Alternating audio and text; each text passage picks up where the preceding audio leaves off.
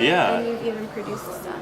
So what is your general goal with that? Do you want to produce stuff, or do you want to be the artist and the producer? Well, I mean, I think the first thing after American Idol is the artist, because everyone knows our names right now. Scott MacIntyre is what people will recognize, and so I'm always going to be a performer. I'm always going to be a recording artist, no matter what I want to do. And I would love to do that for the rest of my life. I have no complaints whatsoever. I love to be on stage making music for people, especially when they're enjoying it, and writing music for people. So that's definitely going to continue to be the focus of my career. I mean, I see it definitely as kind of a multifaceted venture. The performer, secondly, as a songwriter. I've taken my songwriting as seriously as I take my artistry, and I've written, as you mentioned, for myself and produced work on my albums in the past, but I've also written and produced for other people, for other artists, other bands, in genres very far from my own.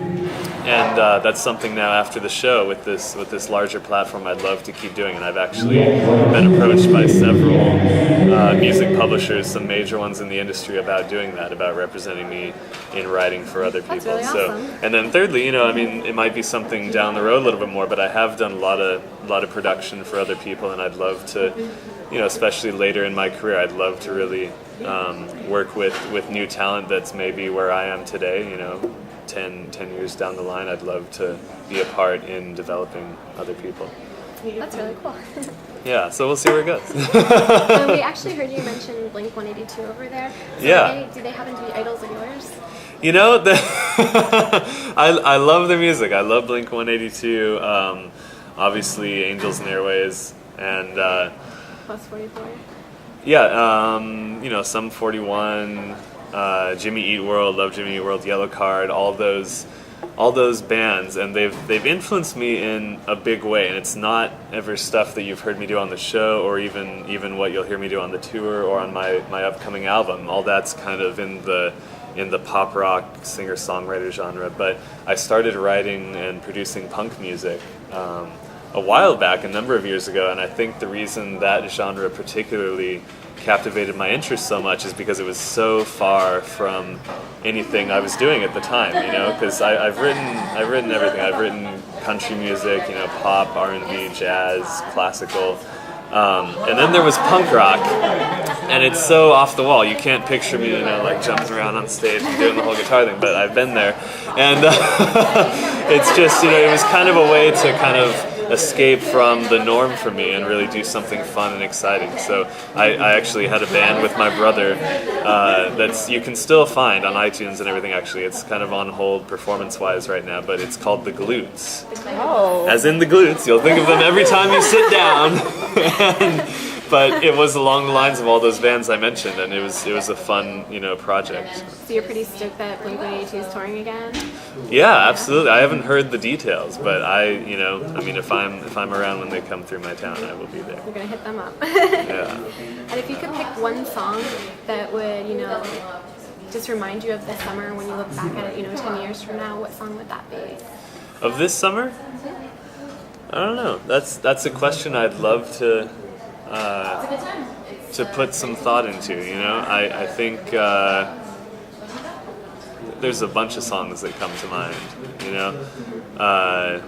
I think one of the songs I'm doing, 1,000 Miles by Vanessa Carlton, reminds me of the people I'm away from right now. The whole thing, I'd walk 1,000 miles if I could just see you tonight. But it's a very, I miss family and friends and all sorts of people, because we're just going from city to city.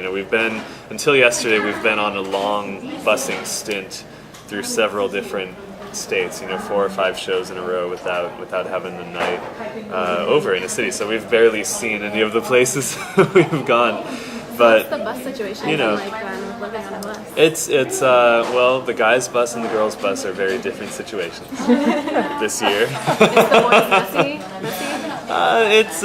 There's very little seating room left. Yes, yeah, and we have 11 people on our bus, and we had one free bunk at the beginning of the trip, and about 2 minutes after everyone got on the bus, the first time that bunk was overflowing with all the excess stuff, and now drawers are full and cabinets. And it's really fun. It's a big space. I mean, doing a tour like this, you really realize how little space you actually need to survive and be happy, comfortable. So we're just growing closer.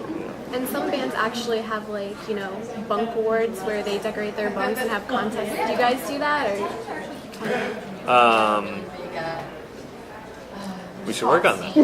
I nominate Adam to head up the planning. You'll have to think of something really witty so that you win. I don't know. You win the top bunk. You get to move up. We'll have a whole ladder hierarchy system, So the bottom bunks are the worst ones? It's time to give someone else a turn up there. But, it's really been comfortable so far. Nothing bad has happened. And sometimes it's nicer to bus than actually fly because you have a place to sleep. I mean, it's the bunks are very small crawl spaces, but they are comfortable. And you guys have also gotten to perform in Canada. So how has that been since American Idol? How is it received over there? Up there? It's great, actually. I mean, everything I've heard, and I can't speak for all of Canada, but Canada, wherever else there's an idol, I think there's German Idol, French Idol. I mean, there's all kinds of other idol spin-offs that are also run by the same companies, but for some reason everyone watches American Idol in these countries. I know people up in Canada, and I think I would watch Canadian Idol if I lived there, but I know people that actually will not watch it, and they just watch American Idol. Because the thing about American Idol, I mean, when you have the judges that we have on the show, and which change from time to time, but they're so iconic of the show, and when other shows try to imitate that, it's almost the same, but it's not quite.